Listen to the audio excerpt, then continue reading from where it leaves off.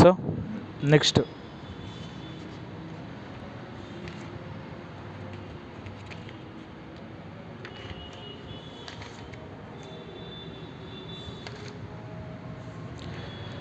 ఏంటంటే ఇప్పుడు మీకు చాలా వరకు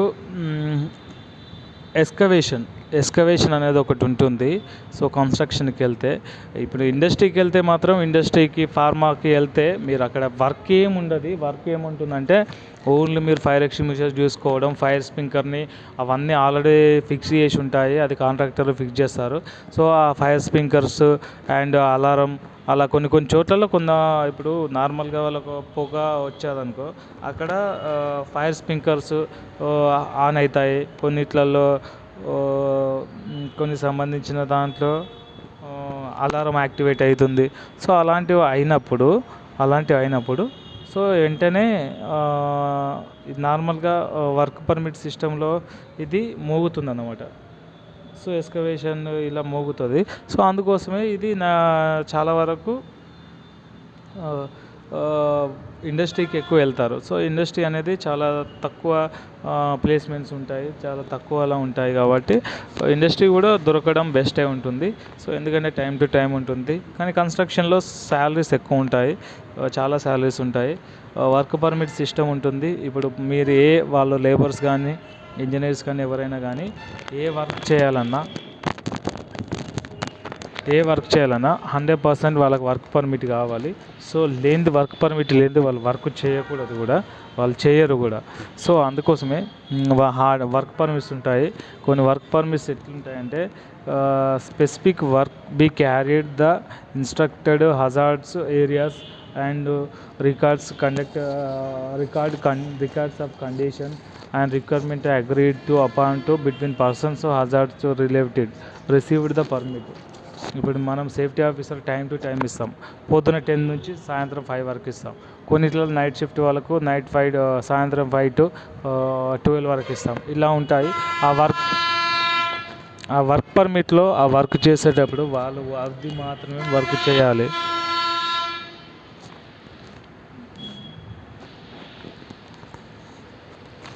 సో అలా ఉంటుంది. కోల్డ్ వాటర్ పర్మిట్ ఉంటుంది, hot water permit, vehicle entry permit, confined space entry permit.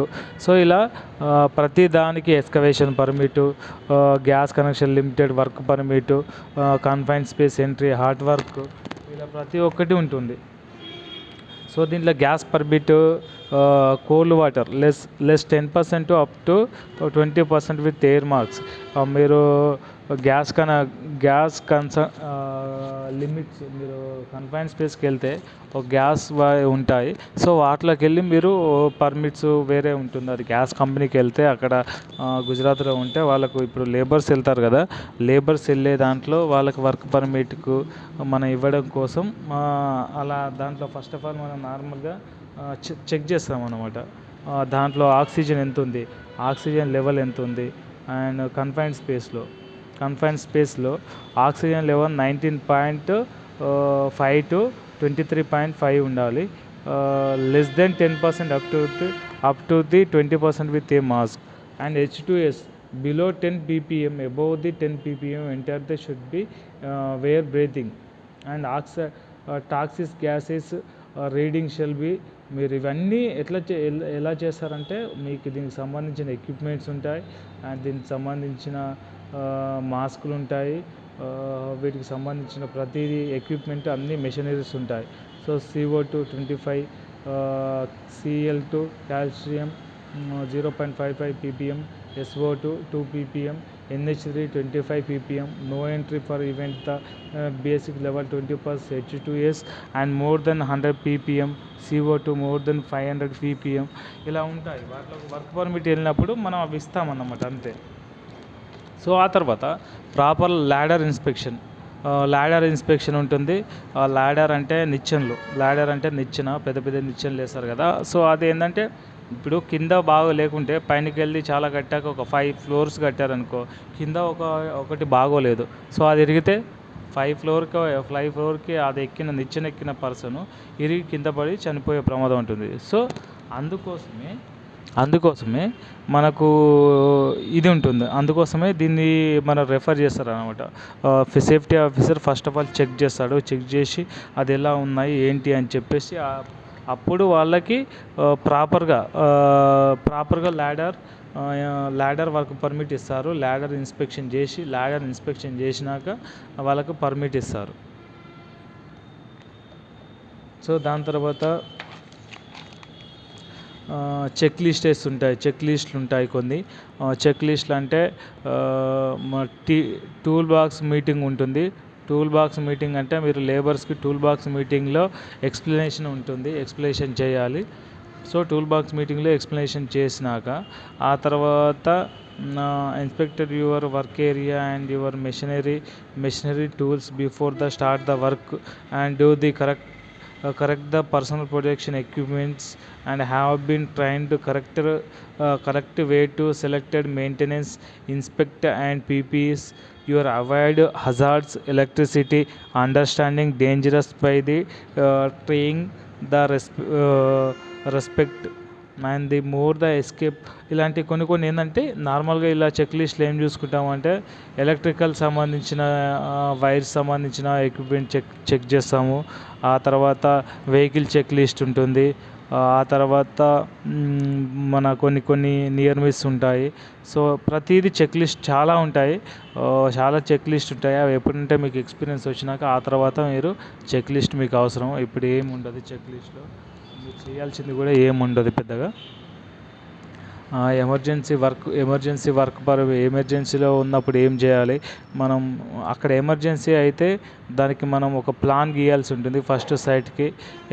ఇక్కడ ఎమర్జెన్సీ అయితే ఇలా ఎక్కడి నుంచి ఎటు వెళ్ళాలి అని చెప్పి అక్కడ వర్క్ పర్మిట్ సంబంధించింది ఉంటుంది.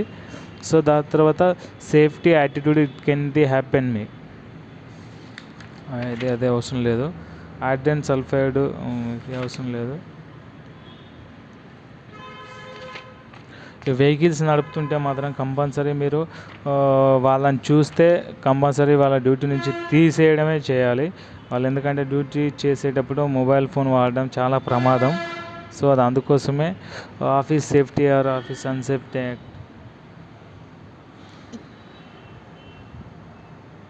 So next of all hazards and టూల్స్కి సపరేట్ ఒక బాక్స్ ఉంటుంది, ఆ టూల్స్ ఉంటుంది. ఆ తర్వాత పర్సనల్ ప్రొటెక్షన్ ఎక్విప్మెంట్స్ అంటే నేను చూడండి. Personal protection equipments, foot protection, eye protection, బాడీకి ప్రొటెక్షన్ కోసం కొందరికి యాప్రాన్ ఉంటుంది. సో అలాంటివి ఉంటుంది. And gloves and welding helmet ఉంటుంది కొన్ని. ఆ తర్వాత ఇయర్ బగ్స్ ఉంటాయి చెవులకు సంబంధించి. అండ్ చేయికి గ్లాసెస్ ఉంటాయి.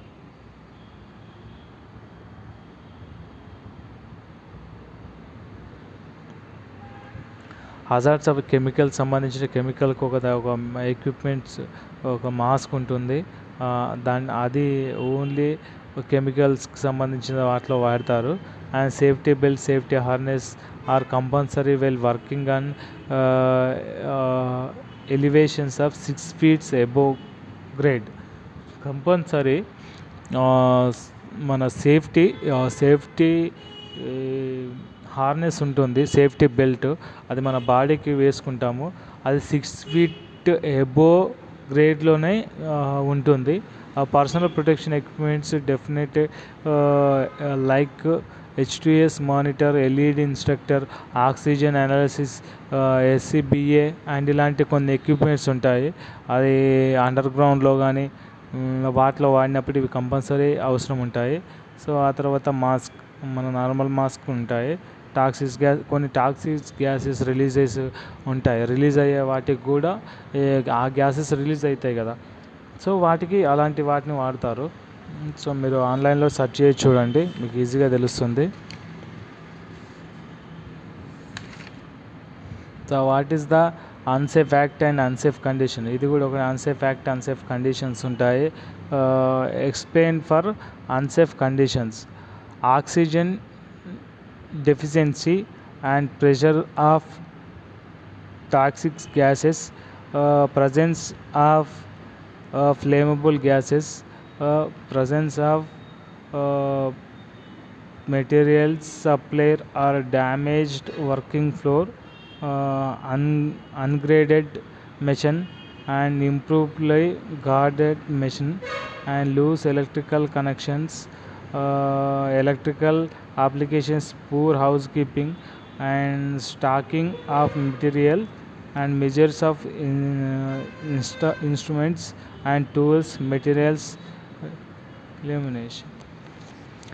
అయితే అన్సేఫ్ కండిషన్స్ అంటే ఎలా ఉంటాయంటే టాక్సిస్ గ్యాసెస్, అన్ఫ్లేమబుల్ గ్యాసెస్ అండ్ మెటీరియల్స్, ఇవన్నీ మనం చూస్తుంటే ఆ కండిషన్స్ ఉంటాయి, బట్ మనం గుర్తుపట్టం అనమాట. సో వాటి కోసం ఇవి ఇలా మెషినరీస్, కనెక్షన్స్, ఎలక్ట్రికల్ కనెక్షన్స్ అలా ఉంటాయి.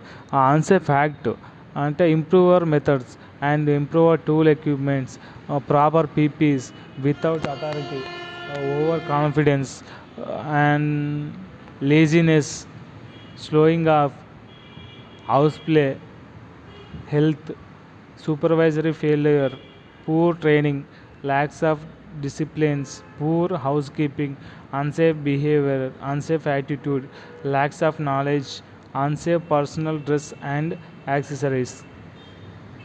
సో ఇలా ఉంటాయి అన్సేఫ్ యాక్ట్లో. ఇవి యాక్ట్స్ అంటారు, ఇవి కండిషన్స్ అంటారు. నీకు నార్మల్గా అన్సేఫ్ యాక్ట్స్ కండిషన్ గురించి అవి సీనియారిటీకి వెళ్ళినప్పుడు అవసరం ఉంటుంది. నియర్ మిస్ ఉంటుంది అండ్ యాక్సిడెంట్ ఇన్వెస్టిగేషన్ ఉంటుంది. సో నియర్ మిస్ అనేది an accident is an unplanned or understride incidents which causes injury to people, damage to equipments, damage to environment, damage to company reputations. A near miss is exactly similar incident but did not cases any of the above and had the potential to do it. Near misses are very common in the workplaces.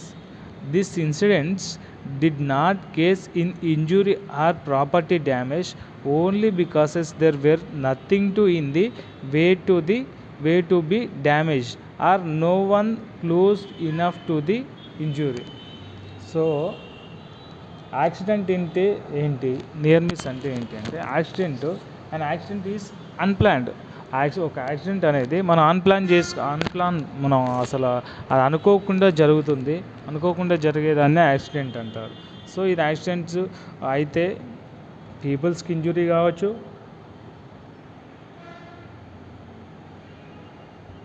And damage to equipments కావచ్చు, damage to environmental కావచ్చు, damage to company reputation కావచ్చు.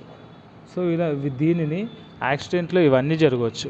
So near miss, what is near miss అంటే near మిస్లో potential to do, near miss very common to the work. Near miss అంటే చిన్న వర్క్లో కొన్ని జరుగుతుంటాయి. చిన్న వర్క్లో కొన్ని మిస్సెస్ జరుగుతుంటాయి. దాంట్లో కింద పడడం, చిన్న వర్క్ జరుగుతుంటే కొన్ని ఇన్సిడెంట్ జరగడం, అండ్ ఇట్లా కొన్ని ఇంజురీ కేసెస్, చిన్నగా కాలికి గాయం కావడం, చేయికి గాయం కావడం, అలాంటి ప్రాపర్టీస్ డ్యామేజ్, కొంత ప్రాపర్టీ డ్యామేజ్ అవుతుంది. కొంత ఎలా అంటే ఒక వస్తువుని ఇక్కడ నుంచి ఒక జేసీబీ తీసుకుపోయి వేరే దగ్గర పెడుతుంటే ఆ జేసీబీ నుంచి జారిపోయి కింద పడితే పగలడం. సో దాన్ని కూడా నియర్ మిస్ అంటారు, ప్రాపర్టీ డ్యామేజ్ అంటారు.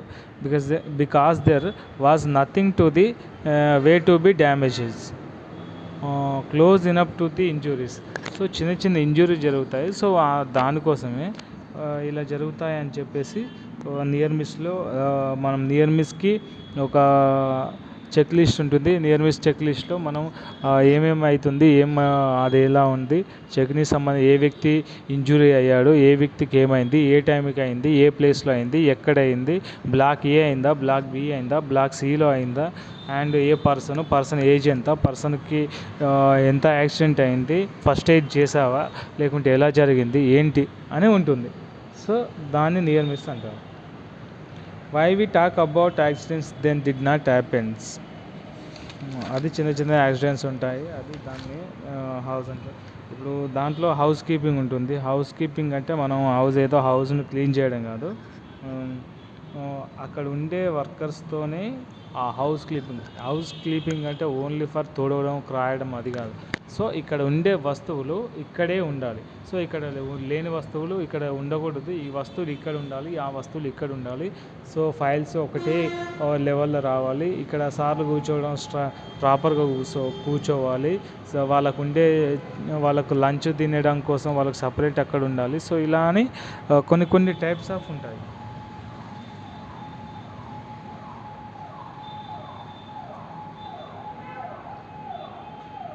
సో అవన్నీ చేయడాన్ని హౌస్ కీపింగ్ అంటారు.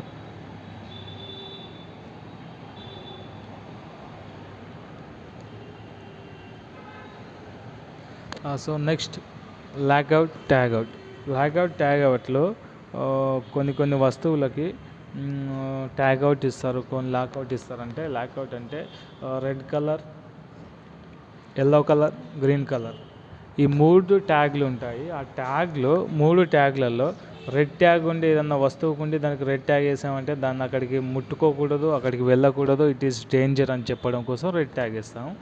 సో కొన్ని ఏమో ఎల్లో ట్యాగ్ వేస్తే సరే దీన్ని నార్మల్ ఉంటుంది, దీనికి కొంచెం వర్కింగ్ కండిషన్లో ఉంది, దీన్ని బాగు చేసే పరిస్థితిలో ఉంది అని చెప్తారు. దాన్ని ఎల్లో కలర్ ఉంటుంది. గ్రీన్ కలర్ ఉంటే దాన్ని డైరెక్ట్ మీరు ఓకే దాన్ని వర్క్ చేసుకోవచ్చు, ముట్టుకోవచ్చు, అది దాన్ని మీరు ఏం పని చేసుకోవాలో ఆ ప్లాన్ చేసుకోవచ్చు అని ఉంటుంది. సో కంప్రెస్డ్ ఎయిర్ కండిషనర్ అంటే అది బ్లాస్టింగ్ సంబంధించి ఉంటుంది. ఆ బ్లాస్టింగ్ సేఫ్టీ రూల్స్ ఉంటాయి, దానికి ఒక చెక్ లిస్ట్ ఉంటుంది. మనం అవన్నీ రాసి చెక్కింగ్ టైంలో ఏ టైం నుంచి ఏ టైంలో చేయాలి అనే ఒక టైమింగ్ ఉంటుంది. ఆ టైమింగ్లో మాత్రమే వాళ్ళు బ్లాస్టింగ్ చేయాలి. సో దానికి ఒక సైరన్ ఉంటుంది, సైరన్ కొట్టాలి, సైరన్ వర్క్ చేయాలి, అలా ఉంటుంది. బ్లాస్టింగ్ చెక్ లిస్ట్ ఉంటుంది, అది ఓకే. అక్కడ డ్రైవింగ్ చేసే మీ సైట్లో డ్రైవర్స్ కానీ డ్రైవింగ్ చేసే వాళ్ళు కానీ హెవీగా తాగి రావడం కానీ లేదా నార్మల్ ఏదన్నా చేయడం కానీ అలాంటివి చేశారనుకో డెఫినెట్లీ వాళ్ళ మీద యాక్షన్ తీసుకోవాలి. ఒక పోలీస్లా ఉంటుంది మన duty, safety officer duty. So వాళ్ళ కంపల్సరీ యాక్షన్ తీసుకోవాల్సి ఉంటుంది. తప్పు చేస్తే ఎవరైనా ఖచ్చితంగా దానికి శిక్ష అర్హులే ఉంటారు. సో ఫస్ట్ ఎయిడ్ ఉంటుంది. ఫస్ట్ ఎయిడ్ సంబంధించి మన సేఫ్టీ ఆఫీసర్ మాత్రమే ఫస్ట్ ఎయిడ్ చేస్తారు, మిగతా ఎవరు ఫస్ట్ ఎయిడ్ చేయరు. సో బయాలజికల్ పొల్యూషన్స్ కొన్ని ఉంటాయి, అదొకటి. నాయిస్ సౌండ్ అయితే ఏదైనా కంపెనీలో ఏదైనా ఒక మిషన్ సౌండ్ బాగా వస్తే వాళ్ళకి నాయిస్ కండిషన్ అయ్యేటప్పుడు వాళ్ళకి చెవులో ఎయిర్ బగ్స్ ఉంటాయి, అది వాళ్ళకి ఇస్తే సరిపోతుంది. అది నాయిస్ను కంట్రోల్ చేసుకోవచ్చు.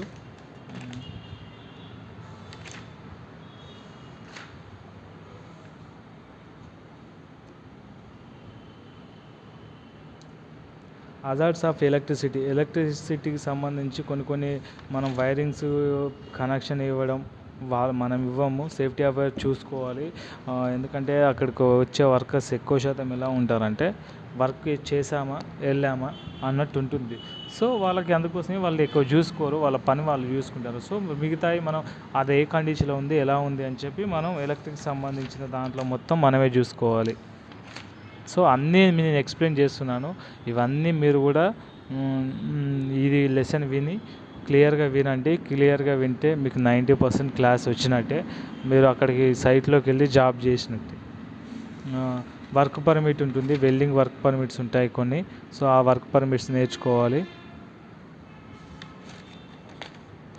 కన్ఫైన్ స్పేస్ చెప్పాను కదా, కన్ఫైన్ స్పేస్లోకి వెళ్ళి వర్క్ అందులోకి ఆక్సిజన్ ఎంత ఉంది, కార్బోనైట్స్ ఉన్నాయా, ఏమైనా కెమికల్స్ గ్యాసెస్ ఉన్నాయా అని చెప్పి అలాంటివి ఉంటాయి. సో వాటిని చూసుకోవడం కన్ఫైన్ స్పేస్లో ఉంటుంది. కన్ఫైన్ స్పేస్ 90% ఇక్కడ ఉండవు. ఎక్కడ ఉంటుందంటే 90% 100% మన గుజరాత్